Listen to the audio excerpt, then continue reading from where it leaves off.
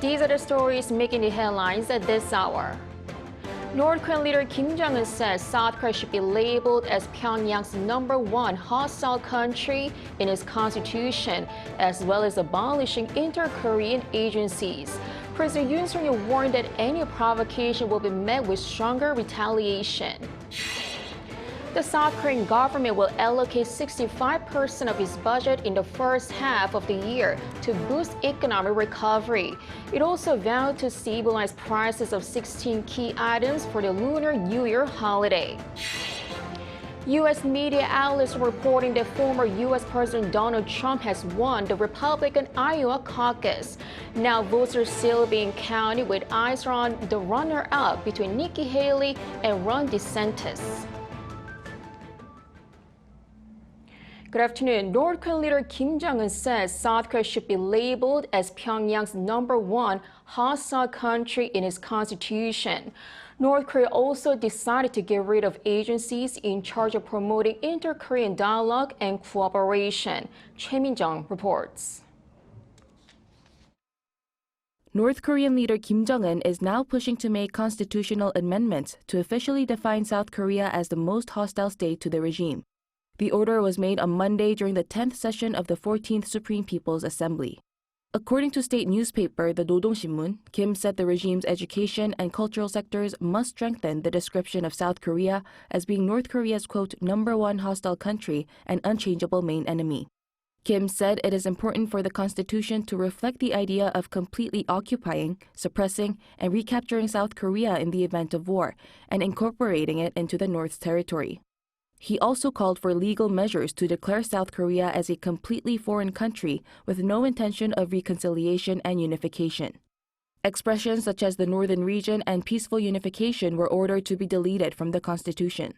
He added that people should not use words that mislead the North and the South into being compatriots, such as referring to the peninsula as the nations of 80 million people. Also in the meeting, North Korea decided to abolish agencies in charge of interKorean affairs. Pyongyang's Korean Central News Agency reported that the regime will dismantle the National Committee for the Peaceful Reunification of the Fatherland and an agency in charge of the Mount Kumgang Tour project. The cabinet and relevant agencies are set to establish practical measures to implement this decision. Choi Min-jung, Arirang News. And President Yoon Sung-yeol responded to Kim's decision to amend the North's constitution by saying the threat to South Korea is not the people of North Korea, but its regime. The president was speaking during a cabinet meeting on Tuesday, where he added that any provocation by Pyongyang will be met with retaliation multiple times stronger. President Yoon also said that South Koreans and the government must unite against the North's propaganda, and the North's decision to label South Korea as another enemy state proves Pyongyang is going against its own ethnicity and history.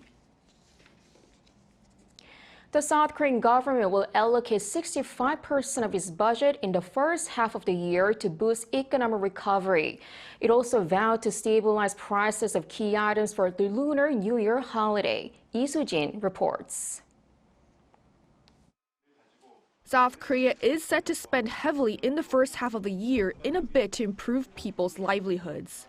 The Finance Ministry announced during an emergency economic meeting on Tuesday that the government will spend a record 65% of the central government's funds for the year during the first 6 months of 2024. This comes as South Korea continues to see weak consumption due to high inflation despite signs of economic recovery. While the economy is showing a recovery mainly due to exports, it is expected to be difficult for people to feel this recovery in their daily lives during the first half of the year due to high inflation and interest rates. Including local government funds, the government's plan to spend around 350 trillion won, or some $260 billion in just the first half of 2024. And a significant portion of it is set to be allocated to welfare for vulnerable groups, job creation, and social overhead capital projects. The government is also moving to stabilize prices of 16 commodities in high demand to ease the burden of inflation ahead of Seollal, or the New Year holiday. It aims to maintain the average prices of 16 Lunar New Year holiday commodities, such as apples and pears, below 2023 levels. It would also help provide discounts of up to 60% on agricultural, livestock, and fishery products. We plan to supply a record 260,000 tons of high-demand products and provide discounts to manage prices at levels lower than last year's. There will be a focus on keeping the increase in prices of apples and pears in the single digits. State-run expressway tolls will also be waived throughout the Lunar New Year holiday from February 9th to February 12th. To accommodate the increased demand for air travel over the holidays, the government also plans to increase international flights by around 10% compared to the end of last year. Lee Sun-jin, Arirang News. South Korea's ICT sector in December saw its largest volume of exports of 2023 due to increased chip shipments. According to data released by the Trade Ministry on Tuesday, December's total came to around $18.3 billion. That is up over 8% compared to the year before. Chip exports reached some $11.1 billion during the same month on the back of rising memory chip prices and higher demand. By region, outbound shipments to China, South Korea's largest trading partner for the ICT sector, saw another on-year jump for the second consecutive month. South Korea's auto exports for last year saw an all-time high on the back of stronger demand for eco-friendly cars. The country looks to further boost the industry through tax benefits and easing of regulations. An Sung-jin reports. South Korea's automobile exports hit a record high in 2023. According to the Trade Ministry on Tuesday, the total value of exports last year reached $70.9 billion. More than a third of that figure came from eco-friendly vehicles. The total value of exports in 2023 is an increase of 30% compared to that of 2022. In terms of production, 4,240,000 cars were produced, exceeding the 4 million mark for the first time since 2018. This is largely due to a recovery in the supply of automotive semiconductors. Nearly 70% of the cars manufactured in South Korea were exported, with North America being the main market, followed by the EU. Also in 2023, the auto industry created the highest number of jobs within the country's manufacturing sector. The government aims to further bolster competitiveness in the electric vehicle sector by innovating regulations for the industry, extending tax benefits, and investing in establishing large-scale manufacturing facilities in areas including Ulsan City. An Sung-jin, Arirang News.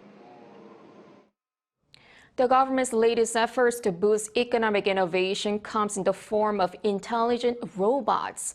It unveiled its plans to foster the robot industry through funding and coordinated support between different ministries. Our Moon Hye-ryun has the details. As robots and artificial intelligence are becoming increasingly integrated across all industries, the government has unveiled its blueprint for South Korea's robot industry. The Ministry of Trade, Industry and Energy sets up a plan every 5 years to foster the development of intelligent robots in the country. And the one announced on Tuesday is their fourth, with its goal set to be achieved by 2028. The fourth Intelligent Robot Basic Plan focuses on different strategies to support new businesses which use robots, to increase their participation in industry and society, and cultivate the country's robot industry as a whole. Authorities plan to achieve this through a variety of methods, namely through funding on a scale of 3 trillion Korean won or $2.2 billion until 2030. A key area they will be looking to support is domestic production of core robot parts, aiming for 80% of parts to be produced locally by 2030. To do this, the government will be encouraging the participation of companies with high demand for robots during the development process. They will also nurture more manpower in the sector by funding robot-based education programs such as graduate schools and establishing a second center for training robot operators and coordinators. Various ministries are set to come together to achieve the goal of supplying 1 million high-tech robots by 2030 and improve 51 different regulations to promote and support distribution as soon as possible. In addition, they will increase cooperation to aid domestic robot companies entering overseas markets through active public relations and networking support, and applying for the necessary overseas certifications. To ease concerns surrounding robots, the government is planning to release a detailed guideline so that they are developed and used for the right reasons. Around $150 million will be spent on building a national robot test field to verify the stability and reliability of robots, with the aim of speeding up the process of putting robots in the development stage on the market. 문혜련, Arirang News. And one local factory has employed robotic arms that mimic movements of the human hand for work on assembly lines, and researchers say they can be directed to tackle tasks that require a higher degree of dexterity. Jongun reports. In this factory, robotic arms carry out assembly tasks using predefined paths that were programmed by experts. A person moves their hands while holding a control stick, and their movements are saved in the computer. Once the action is complete, pressing the execute button spurs the robotic arm into action. It's able to precisely polish the surface of a car by following the sequence traced by the control stick. It's possible to direct the robot's movements using tools that separate and control difficult tasks in stages. The technology can be applied not only to surface polishing, but also to tasks like opening or closing doors and assembling or disassembling parts. It's a technology that allows people who aren't experts to get robots to perform high-difficulty tasks that require complex motion control, but without the need for separate programs. The research team plans to expand research beyond intelligent robot arms to include autonomous driving, environmental perception, and reinforcement learning. 정은주, Arirang News.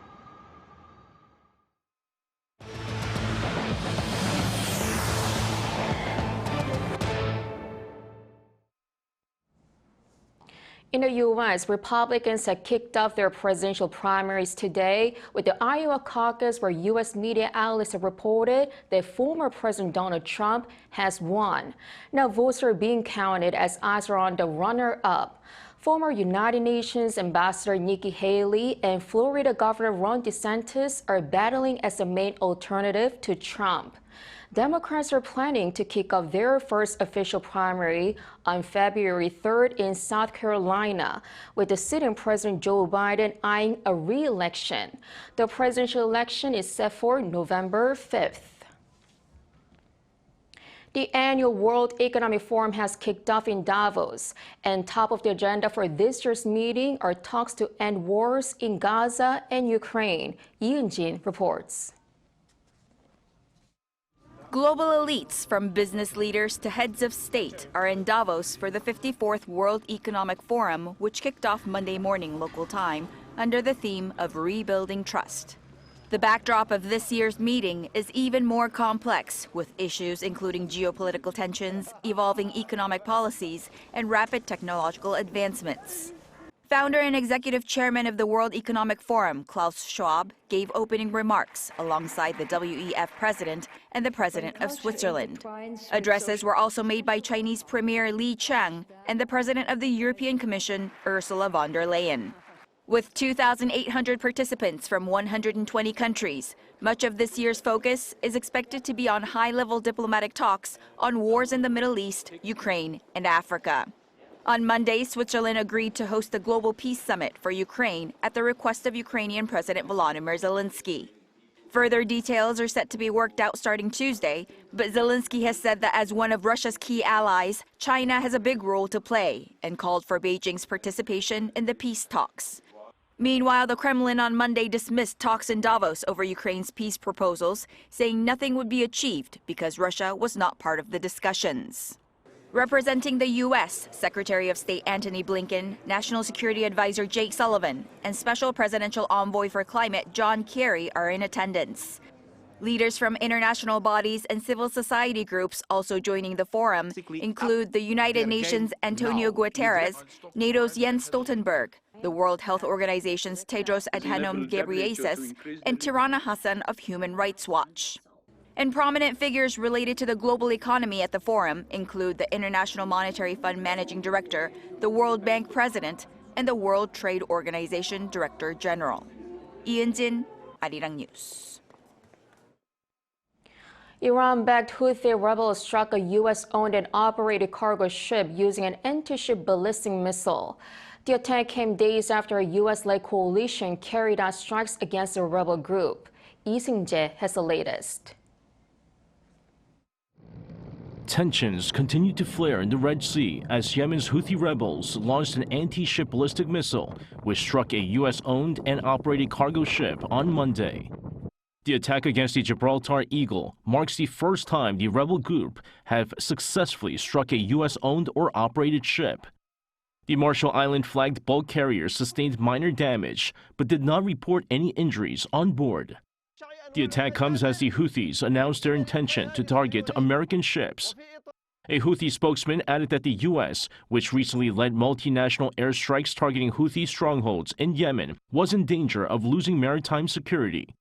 He went on to say that all ships from countries participating in military attacks against them are considered enemy targets.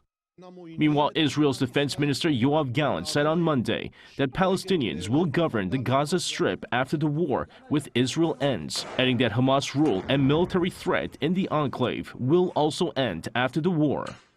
At a press conference, Gallant stressed that as Palestinians live in the Gaza Strip, it will be the Palestinians who will live and govern it in the future.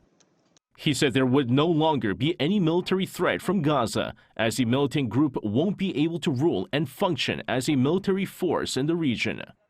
The defense chief added that the future government would be a civilian alternative, but insisted that the Israeli military would have the freedom of operation in order to protect Israeli citizens. Lee Sun-jin, Arirang News. The Emmy Awards recognizing outstanding television programs is currently underway in Los Angeles. And the Korean-American Lee Sun-jin, the creator and executive producer of comedy drama Beef on Netflix, is among the winners. Lee won the Outstanding Directing for a Limited or Anthology Series or Movie award, with 2 of the series episodes nominated. He is also in contention for 2 other awards for Beef, including the Outstanding Limited or Anthology Series award. South Korean men's national football team kicked off their AFC Asian Cup campaign with a convincing 3-1 win over Bahrain on Monday. At a stadium in Doha, South Korean midfielder Hwang In-bum got the Tag Warriors off the mark in the 38th minute before Bahrain equalized just 6 minutes into the second half. PSG star Lee Gang-in restored South Korea's lead with a left-foot rocket from outside the box in the 56th minute. And Lee showed some quick fit in the Bahrain box in the 69th minute before curling home his second to wrap up the victory. South Korea will play Jordan on Saturday for their second Group E match.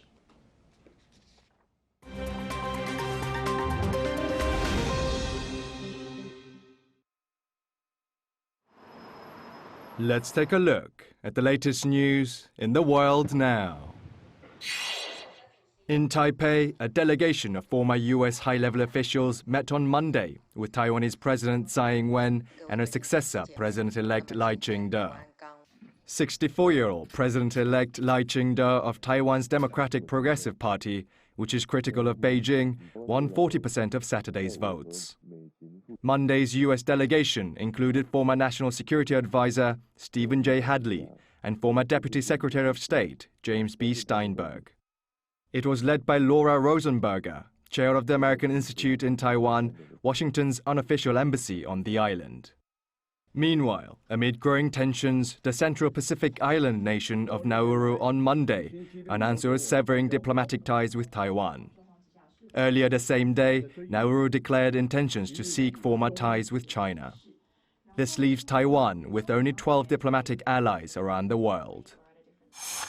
The UN's Food and Agriculture Organization warned Sunday that millions in Sudan are facing starvation amid continued armed conflict. According to an FAO representative in Sudan, more than 25 million people are in need of humanitarian assistance, with 18 million, some 40% of the population, in immediate desperate need of food security assistance. Since the outbreak of armed conflict in April 2023, production of millet in Sudan has almost halved, while maize production has decreased by a quarter. Basic grain prices rose by 200% last year. The war between rival factions in the military government of Sudan has left at least 12,000 dead and more than 7.6 million people displaced. Spain's World Cup winner and Barcelona Femeni's midfielder Aitana Bonmati has won the Best FIFA Women's Player Award for 2023. She beat her Barcelona teammate Jenny Hermoso to win at the 2023 Best FIFA Football Awards ceremony at London's Hammersmith Apollo on Monday. Argentina captain and Inter Miami forward Lionel Messi won the Best FIFA Men's Player Award for a third time, beating Manchester City striker Erling Haaland and Paris Saint-Germain forward Kylian Mbappe. The Best FIFA Men's Coach Award went to Manchester City manager Pep Guardiola, while England manager Sarina Wiegman won the Best Women's Coach Award. Brunei is celebrating the royal wedding of Prince Abdul Mateen, the fourth son of world's longest reigning monarch and one of the world's richest men, Sultan Hassan al Bolkiah. The lavish 10-day-long wedding began on the 7th of January. Although Prince Mateen is only the sixth in line to the throne, he gained fame in recent years by accompanying his father on diplomatic engagements. His bride, Anisha Rojna Iza Kalebik, is the granddaughter of one of Sultan Bolkiah's key advisors. Leaders and royals from neighboring countries, including Saudi Arabia and UAE, attended the couple's Islamic wedding ceremony on Thursday. Kim Seong, Arirang News.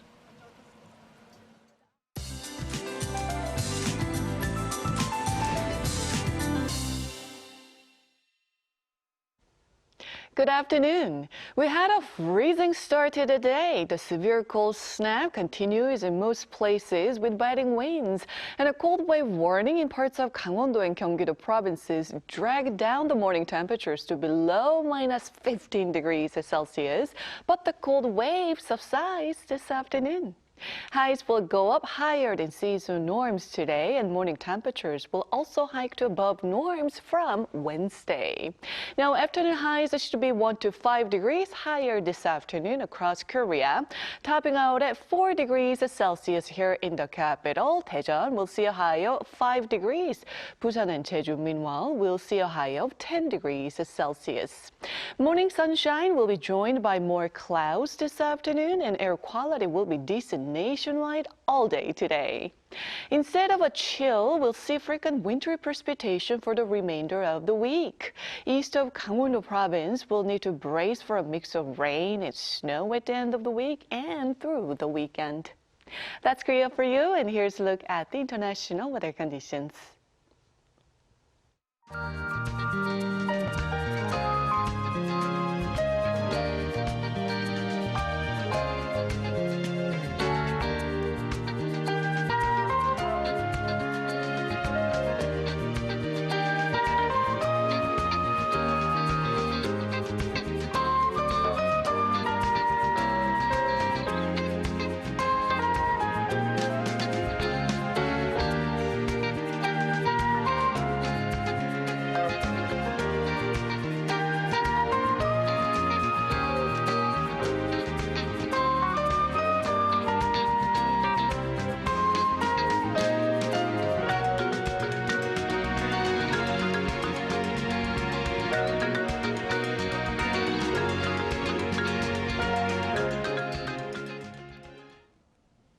So today's Iowa caucus officially kicks off America's long process of electing a president. A caucus is one way for parties to nominate presidential candidates, where party members gather to make the decision. The other is a primary. It is not a party meeting, but an election, which in some states is open for all registered voters. Whichever it is, much emphasis is on the first contest that often serves as a predictor of nominees. That is all for today. Thanks for watching.